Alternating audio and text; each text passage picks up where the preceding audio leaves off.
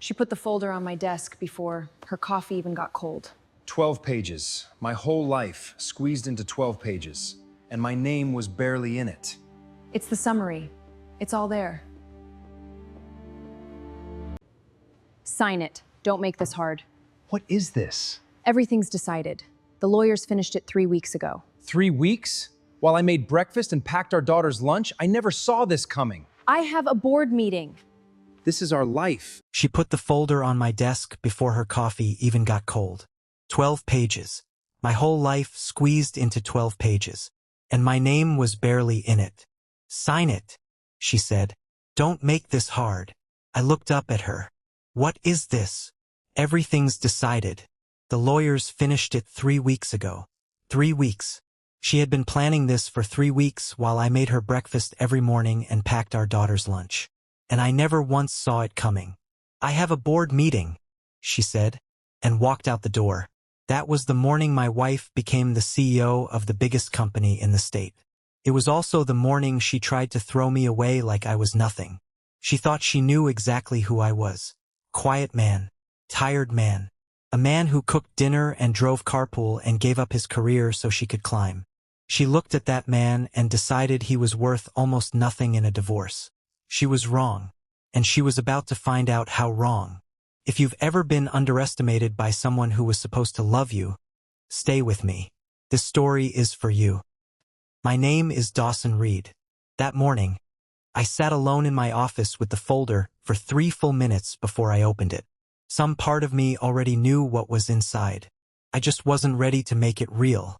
The papers were neat, tabbed, indexed, prepared by a law firm I had never heard of, which told me everything. My wife, Ashlyn, had gone outside our usual lawyer on purpose. She didn't want anyone warning me. I read it once.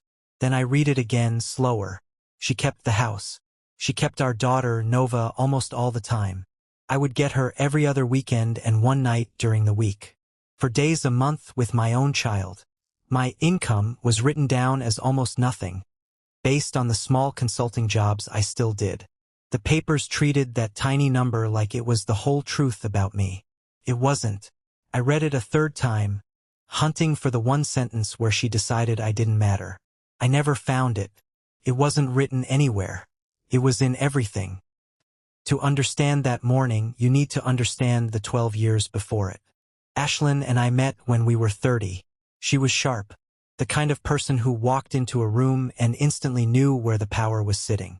I was building my own structural engineering business, slow and steady, one client at a time.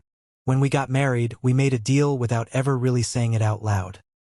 One of us would chase the big career, and the other would hold the house together. We both quietly assumed it would be me chasing. Then Nova was born and everything flipped. Ashlyn was already climbing fast at Atlas Ford Group, the company her father, Curtis Ford, had spent 30 years building from nothing. Her job needed more and more of her, so I gave up my clients one by one until I had almost none left. I told myself it was temporary. I stopped telling myself that a long time ago. I just did the work instead: school runs, homework, grocery lists, birthday parties, doctor's appointments. I was good at it. I didn't even mind because I believed we were building something together. That's the part that hurts the most to admit. I wasn't keeping score because I thought we were on the same team.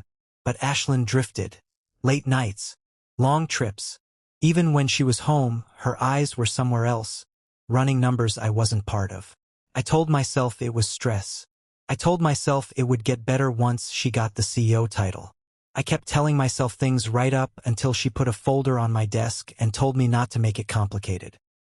After she left for her meeting, I sat with those papers for a long time. Then I opened something I hadn't looked at closely in months: our joint investment account. I used to manage our money down to the penny. So when I pulled up the history, something felt wrong before I could even explain why. Withdrawals, spread across almost 2 years. Each one small enough to not raise a flag. $12,000 here, $15,000 there, $18,000 once.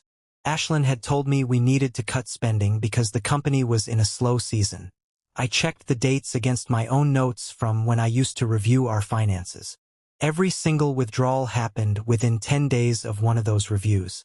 Someone knew exactly when I was watching and moved the money right after. The total came to $340,000. I sat there with that number until my hands went cold. Then I picked up my phone and texted my best friend since college, a forensic accountant named Wyatt Sloan. Asterisk, come over tomorrow. Bring your laptop. Asterisk. Wyatt spent 4 hours at my kitchen table the next night, clicking through screen after screen. It was Wyatt who traced where the money actually went. 2 names on the receiving account, Ashlyn Ford, and a man named Devin Pratt. Devin Pratt was the chief financial officer at Atlas Ford Group. Ashlyn had hired him herself 26 months earlier. Wyatt did the math out loud before I even had to ask. 26 months since Devin joined the company. 22 months of secret transfers. 4 months of overlap before the money started disappearing. He kept pulling threads. Hotel bills from cities where Ashlyn said she was at conferences. Dinners charged to accounts I never knew existed. Weekend trips labeled as client meetings. This wasn't a mistake. This was a plan. Built carefully, for almost 2 years, by someone who had already decided she was done with me long before she ever handed me that folder. That night, after Nova was asleep, I sat alone in the kitchen I had rebuilt myself, the one with the window over the sink where the morning light hit her homework spot just right. I didn't move for a long time. What I felt first wasn't anger. It was something quieter. A hollow feeling, like the life I believed in with my whole heart was never the life she was actually living. I had given up my career to hold our family steady, and she had looked at that sacrifice and decided it meant I had nothing left to offer. Then I read the custody page again. For days a month. That's when it really hit me. Not the money. Not the 2 years of lies. The thought of my daughter asking why I wasn't there, and me having to explain that I only got certain days. That's what Ashlyn thought I was worth as a father. At almost 3 in the morning, Nova padded into the kitchen in her socks, squinting at the light, asking for water. She looked at me and asked if I was okay. She was 10. She already knew something in our house had changed. I filled her cup, walked her back to bed, and stood in her doorway for a moment after the lights went off. When I came back to the kitchen, something in me had settled. I could either drown in what had just happened, or I could accept one simple fact. The moment Ashlyn handed me that folder was the only moment she would ever be allowed to catch me off guard. Everything after that was going to be on my terms. Wyatt introduced me to a lawyer named Morgan Vale, who handled big, messy divorces involving hidden money. I brought her everything. She read through it without a single expression on her face. Then she gave me 2 rules. Don't sign anything, and don't react to anything. Morgan explained that Ashlyn's entire plan rested on 3 guesses.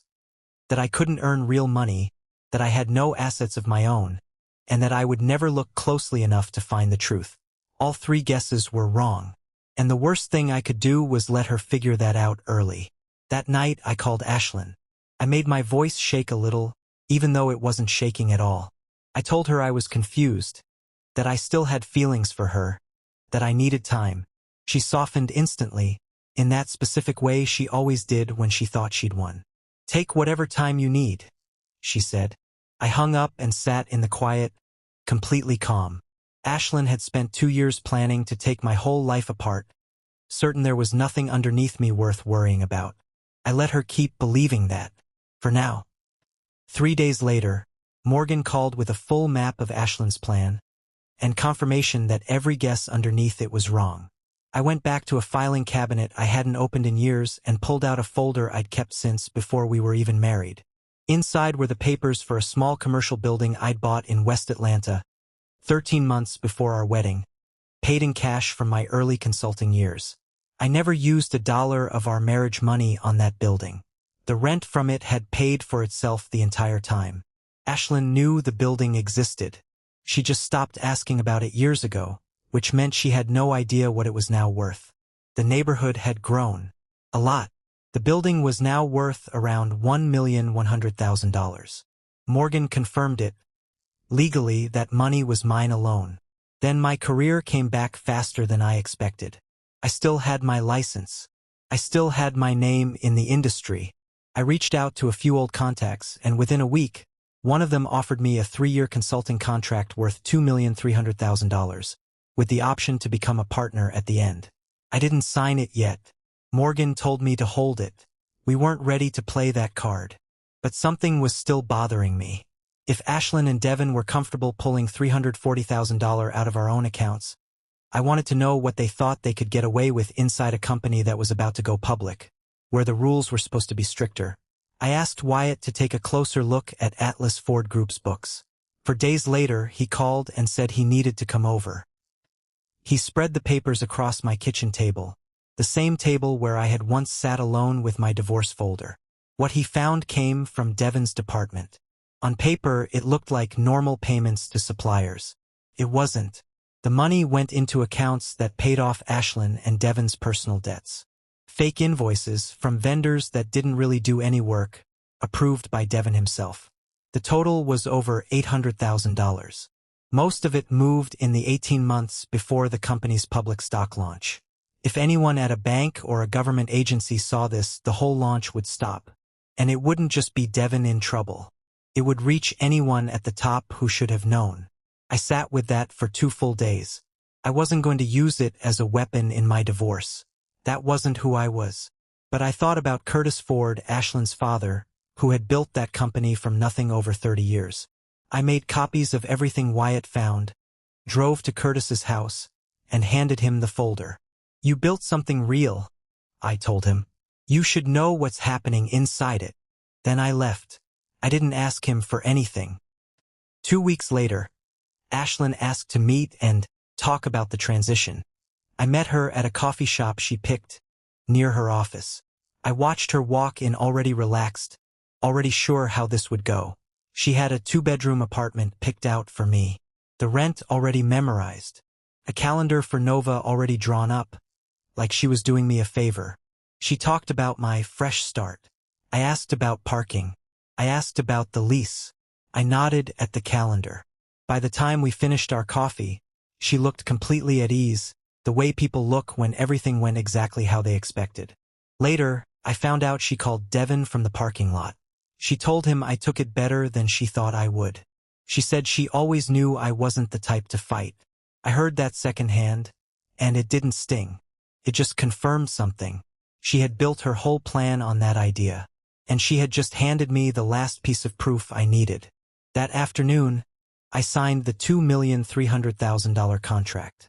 Morgan filed everything into one folder: the property papers, the new contract, Wyatt's report on our accounts, and the report on Ashlyn Ford Group. The full picture finally complete. Friday arrived cold and gray. I got to Morgan's office 20 minutes early. Ashlyn walked in 5 minutes late, the way she always arrived at things she already believed she'd won. Her lawyer, Hunter Delgado, walked in beside her, calm and sharp. Ashlyn wore the same face she used in board meetings, the face of someone who already decided how this would go. Morgan set the first folder on the table. My work history, every project. My license, still active the entire time. Recommendation letters from firms that had been trying to hire me back for years. Ashlyn's face shifted. Small but real. She had written me down as a man with barely any future. That wasn't what was sitting in front of her. Morgan set down the second folder. The West Atlanta property. Bought before the wedding. Paid in cash. Never touched by marriage money. Now worth $1,100,000. Ashlyn asked, quietly, "Which property?" "The one you stopped asking about," I said. The third folder was the contract. $2,300,000. 3 years. A path to partnership. She read the cover page and I watched her understand, for the first time, that I had never been the man with no future. I had been a man who put her future first, and she had never once seen the difference. Hunter asked for a break. Morgan said they weren't finished. The fourth folder was Wyatt's report on our own accounts. Every transfer, every date, every dollar, $340,000, sent straight into an account shared by Ashlyn Ford and Devin Pratt. Hunter stopped writing. He looked at his client, then at the papers, then back at his client. Ashlyn's face went completely still. The last folder was the heaviest. Morgan let it sit on the table a second before she spoke. Inside was everything Wyatt had found at Atlas Ford Group.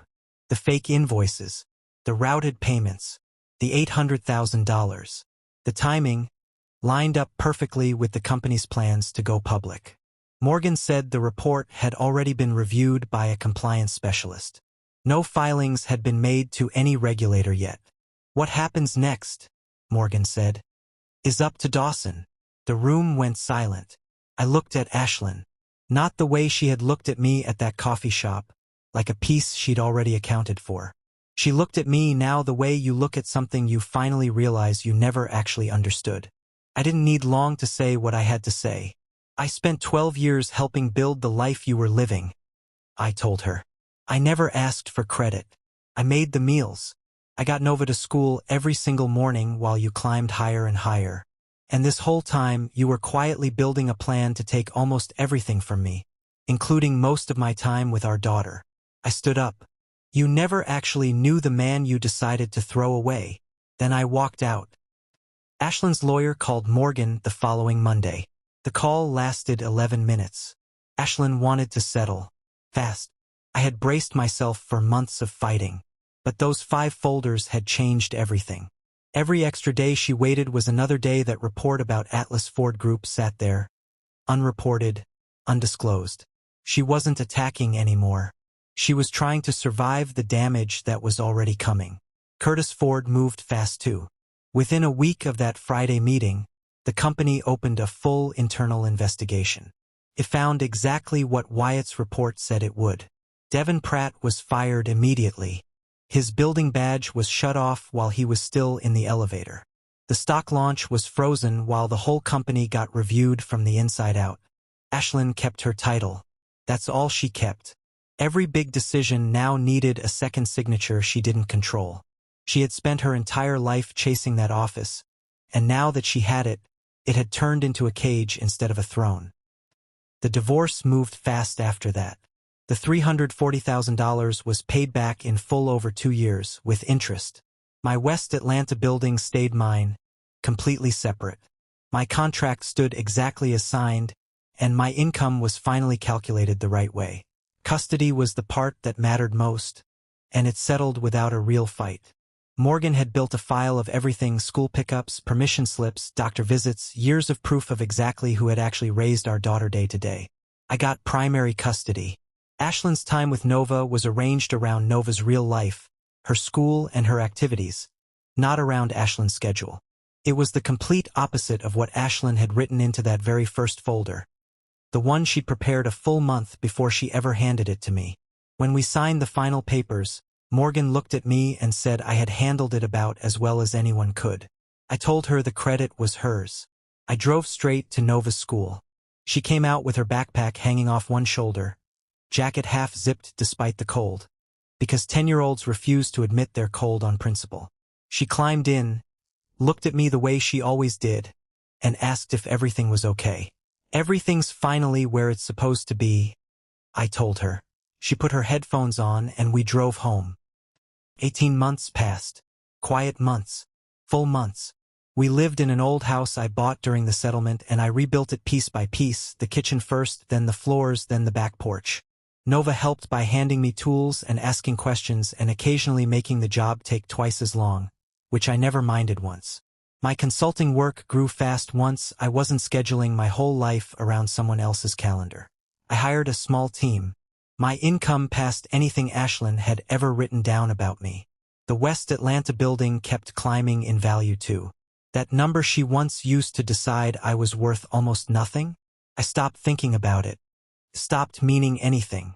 One afternoon, sitting on the back porch, my phone buzzed with a news alert. CEO of Atlas Ford Group steps down amid ongoing board review. The name under the headline was Ashlyn Ford. I read the whole thing. Then I set the phone face down and looked out at the yard. I could hear Nova moving around inside the house. A sound I knew so well by now I could recognize it from anywhere on the property. I didn't feel the sharp satisfaction I once might have expected. Ashlyn had finally reached the exact spot she'd spent her whole life chasing, and it had come apart under the weight of the choices she made to get there. That was her story now. It had almost nothing to do with me. What I finally understood, sitting there in the quiet, was this. I hadn't become a new man after the divorce. I hadn't rebuilt myself out of nothing. I had simply stopped letting someone else decide what I was worth. The man who packed lunches and drove carpool and held the whole house together was the exact same man who signed a $2,300,000 contract and walked out of that room without looking back. They were never two different people. Ashlyn had only ever seen the first one, and the second one had been standing there the entire time. I picked my phone back up, closed the news app, and went back to work. Inside the house, Nova called out asking if we had any crackers left. Check the second cabinet. I called back. Already did. I saved my file and went inside to help her look, and the afternoon kept going the way good afternoons do. Quiet, ordinary, and completely mine. Dawson never set out to prove anything to anyone. He just refused to let someone else write his ending for him. If the story reminded you that the quiet ones are usually the strongest ones in the room, share it with someone who needs to hear it today.